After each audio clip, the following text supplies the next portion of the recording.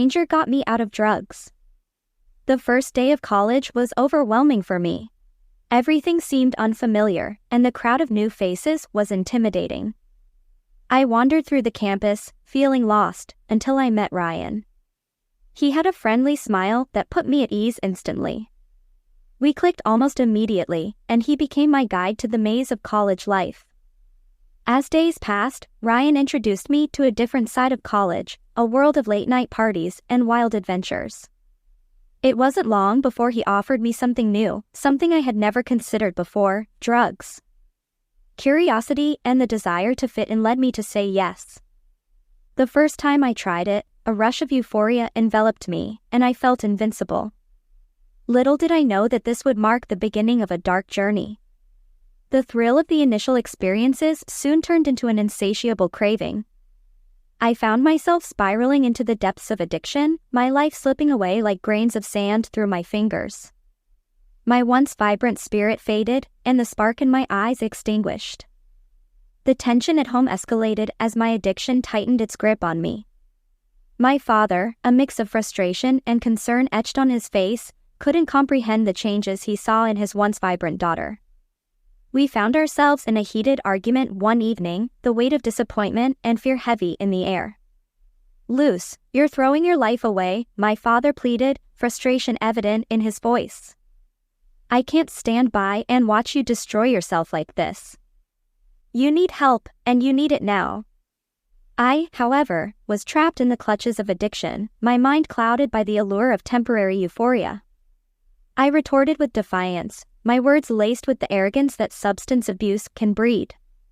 The walls of our home echoed with our tumultuous exchange, leaving both of us emotionally drained.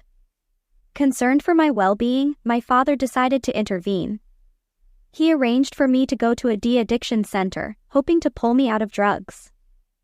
However, my determination to escape the reality of my situation led me to run away from the center. I found myself on an abandoned road, lost and desperate. That's when TeenZ, a truck driver passing by, noticed me. Despite my initial fear, he sensed my vulnerability.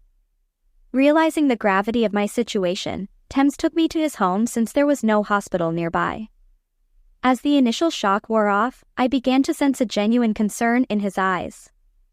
I was yelling at TeenZ and arguing with him. That's when he realized that I suffered from de-addiction symptoms. He was genuinely concerned about me. And then he tied me to a pillar at his place and left somewhere. Only later I found out that he went to the woods to get some rare herbs. When he returned, he made a decoction of the herbs and fed it to me. I was hesitant, but he fed me the decoction. After a few minutes, I started feeling better. I wasn't craving for drugs any longer. TeenZ then took my father's number and informed him. My dad arrived in a while. My dad was grateful towards TeenZ. TeenZ then gave Dad the rare herbs and told him to feed me the decoction for at least a month. He also shared, "Sir, your daughter needs these herbs and love. Only love can bring her out of the addiction." My dad nodded. I asked TeenZ about the rare herbs that had seemingly worked miracles. He explained that these herbs were a combination of ancient remedies, known for their potency in aiding recovery from various ailments. The forest held the key to healing, he said, if one knew where to look. I was curious about TeenZ, and so I asked him if I can stay with him for a few days. And he happily agreed. I stayed with TeenZ. As I immersed myself in the therapeutic routine of gardening, counseling, and self-reflection, the craving for drugs gradually faded away. My father, witnessing the positive transformation, visited us in the tranquil town. TeenZ, ever generous, shared the knowledge of the rare herbs with my father, hoping to extend the healing to others in need. Together, with TeenZ's guidance, my father and I planted the seeds of hope in our hometown. The garden we tended together became a symbol of overcoming adversity and finding solace in the simplest joys of life. TeenZ, the truck driver turned healer, had only rescued me from the clutches of addiction. In the end, my journey through darkness had led me to an unexpected ally in TeenZ, teaching me that sometimes salvation comes from the most unexpected places, and healing can be found in the embrace of nature and genuine human connection. Months passed, and the quaint town became a haven not only for me but for others seeking solace and redemption. Inspired by TeenZ's compassionate approach, we collectively worked on establishing a support network for those battling addiction, turning the once abandoned road into a path of recovery. TeenZ continued to share his wisdom, emphasizing the importance of community and interconnectedness in the healing process. The garden we had cultivated became a symbol of resilience, each bloom representing a life reclaimed from the clutches of despair. As my strength grew, I took on a role in counseling others, sharing my story of recovery as a beacon of hope. TeenZ, proud of the transformation he had facilitated, stood by my side as we worked together to break the stigma surrounding addiction. News of our journey reached nearby towns, inspiring others to adopt similar approaches to healing. TeenZ, once just a truck driver passing through, had become a catalyst for change, proving that a single act of kindness could have a ripple effect far beyond what one could imagine. A stranger saved me from drug addiction, and I am happy that I met TeenZ. I am grateful that my life did not go astray. If you did like my story, do like, comment, and share. I am Maria. Till high school, I was a very happy-go-lucky child. I had many friends, and everyone loved me. My parents too. I was so blessed. But all of a sudden, the scenario changed. My mom and dad started quarreling over petty matters. I did not understand what was going on until mom caught dad with his girlfriend and the quarrels came to an end. My mom and dad divorced. I was 18 then. I had a choice to choose mom or dad. I loved my dad a lot, but I was uncertain whether my dad's girlfriend would treat me nice, so I chose mom. My mom was a teacher. She had her strict rules. No late-night parties, no smoking, and no boyfriends. What? My mom is a real Hitler. That's what I used to think of her. She was so strict. Once I was late by just 10 minutes and my mom scolded me for an hour. That was so irritating. I just missed my bus from college. What was the big deal in that? I did not understand.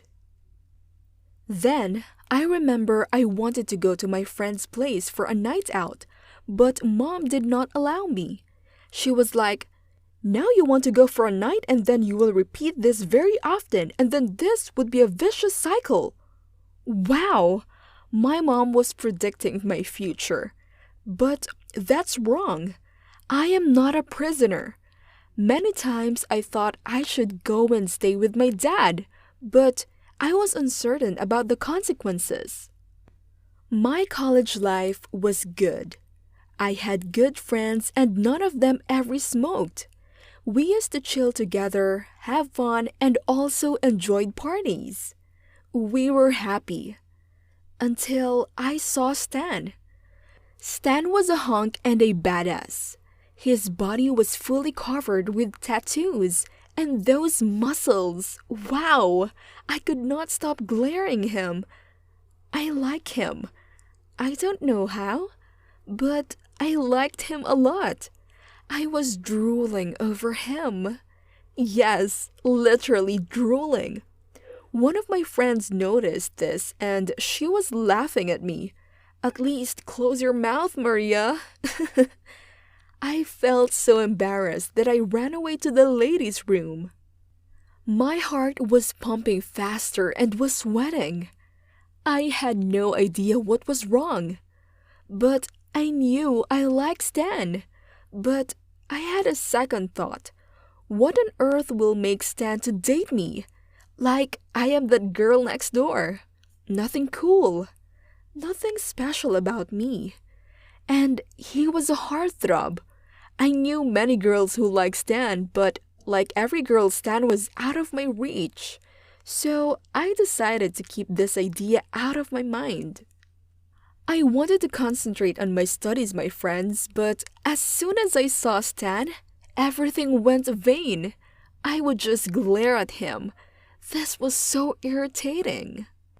One evening, I locked myself in my room and started chanting. I have to forget Stan. Stan is out of my reach. I started repeating these words to myself. But every time I said his name, I could see him, and my heart began to beat loudly. I could control myself. What was I supposed to do? So, I decided that I would at least give my feelings a try. I knew that nothing would work, but still, I wanted to try. Next day, I started stalking him. I know this is wrong, but I could not resist myself. I wanted to know each and everything. I saw Stan was a chain smoker, and he could never reject a cigarette, and that's when I got my idea. I had never smoked before, but that night I started. I took my first puff and coughed out. Oh, how awful cigarettes are! How on earth people smoke?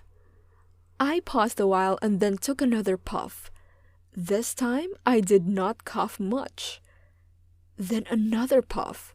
And after some puffs, the cigarette didn't seem that bad. Every night I began smoking. Initially, it was just 1 cigarette and then 2 cigarettes a day. And this continued until I smoked 6 a day. Wow! I was so happy that now I can talk to Stan coolly, as I believed that cigarette would make me look cool. So, the other day, outside college, I walked around Stan smoking, and as expected, he asked me, "Can I get a puff?" I immediately offered him the cigarette. We smoked the cigarette together. I was on the moon. From this day, we would meet often for smoking. We talked, giggled, and one day I sat on Stan's bike and we went to a party together. It was so much fun. I really liked Stan. He was dancing with me. But after a while, a very beautiful girl walked into the party, and Stan immediately ran to her. Stan hugged and kissed her. That's when he told me that Sarah was his girlfriend. I was left in shock. Sarah and Stan kissed each other. They were like magnets sticking to each other.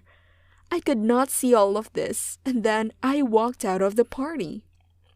I went home and locked my door. I cried a lot. I was heartbroken. I could not console myself. I loved him so much and thought everything would work as my plan, but I was left alone. It took me days to get over this. I was devastated. Even today I meet Stan often, but only to smoke. Yes, I am a chain smoker now. I want to get rid of this, but I can't help it now. I told my mom everything. She cried and then took me to the addiction center. The team here is helping me. They are trying to get rid of cigarettes, but Buddy is not supporting me now. I hope one day I will get rid of this cigarette, like I got rid of my obsession, Stan. Stan devastated me, but it is not his mistake. It is my mistake.